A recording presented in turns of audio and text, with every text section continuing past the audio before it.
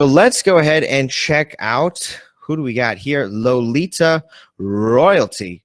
Oh my Lord, everybody. We are in the presence of royalty today. Custom cosplay and clothing store in Los Angeles, California. So let's see what we have here from Ginger. We've got looks like some beautiful products. Neon clear raincoat, spring rainy days clothing, cute. So I love the product. Very pretty product. The keywords here. So your first keyword looks great. Neon clear raincoat looks like it's a spot on keyword and it makes a lot of sense. We go ahead and search up neon clear raincoat 191. It's not a big keyword, but I wouldn't expect it to be. It is a very unique item. But I would also put in some more keywords. So keywords like this, spring, rainy days, they're not really, they're just kind of abstract. They're not really attached to anything concrete. So what you could do is, for an unusual product like this, what are some other keywords you could do? You could just try pink raincoat. Now what is the what is like the type of, what is the outfit or setting someone would probably wear this to? But yeah, the keywords for this are definitely going to be a little bit tough. Hal has a suggestion, cyberpunkish. Cyberpunkish. You could try that. I don't know if that works. Let's try cyberpunk raincoat. So that is what you can also do, is just try to find, there we go. We actually got some results there. This looks right. Cyberpunk raincoat. So I would try and find more keywords. I like this one, neon clear paint raincoat. You could also do transparent raincoat. Transparent raincoat. You could try translucent. Different things like that. But get some more keywords in there. And I like these ones. You could try cute spring raincoat. The keywords are my hard part. Yes, it is definitely the hard part. You could try cute spring raincoat, neon raincoat, vibrant. But just keep putting keywords out there, one after another. You could try bright raincoat, and just keep putting keywords out there, lots and lots of different keywords, because when you have an unusual kind of product like yours that probably doesn't get a ton of searches, you're going to want to try and get a little bit more creative with it to find the right people. So this one, we've got 8 colors, unisex raincoat, washable, reusable, portable, clear, eco-friendly, plastic with hood and sleeves. So you can always go look at your competitors too to get some ideas about what keywords they're using. But let's go ahead. Let's look at some of your other ones here. So this, we've got a bow bandeau island bikini top, citrus swimsuit, cute summer swim. Okay, those all look great. Don't have any issues with those ones. Bow bandeau island bikini top. Check that. 192 results, and there you are, number 1. So that's good. And I even like this one too, citrus swimsuit. Now, some other additional keywords you could use would be floral swimsuit.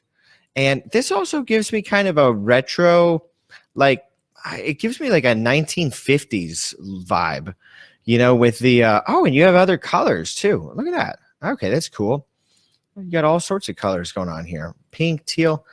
Very nice.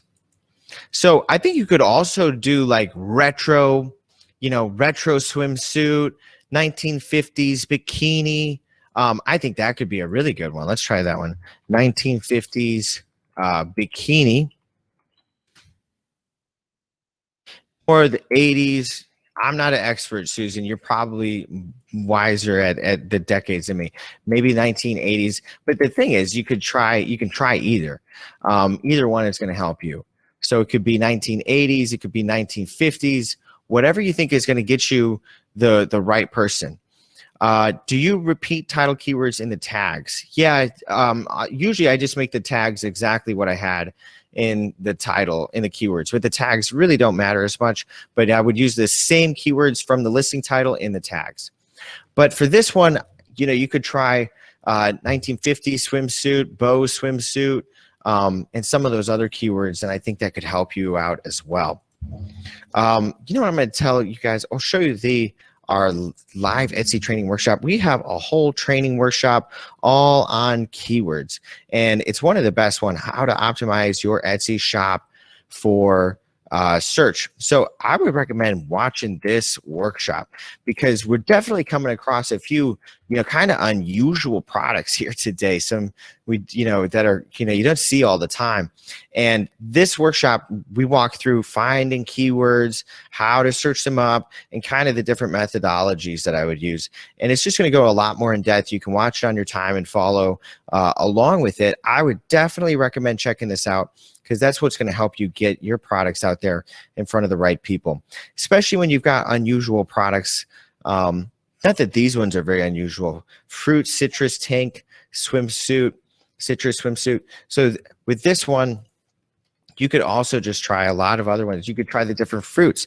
So you could do pine, apple, swimsuit.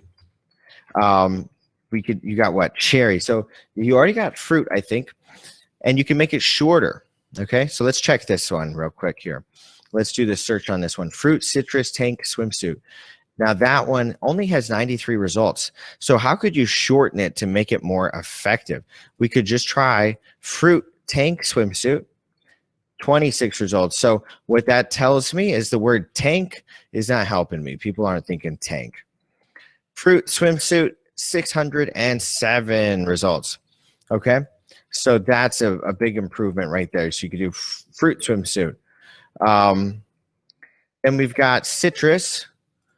Now, who is it? Kana put in tropical swimsuit. There we go. That's a nice amount of searches. 4,600. There we go. And 59.99. We've got, are those cherries or strawberries? Strawberries. Okay. Strawberries swimsuit, 292. No, let's just try strawberry, singular, and 370. Okay, so a lot of different things there, but you can go out there and just search those each. Should I separate my cosplay and clothing in my store? I used to have a cosplay store, but Etsy closed it, thinking I was a manufacturer in China. So is it all still okay? So you still have your cosplay in here, so long as it's in a, I think just categorize it accordingly, and you'll be fine.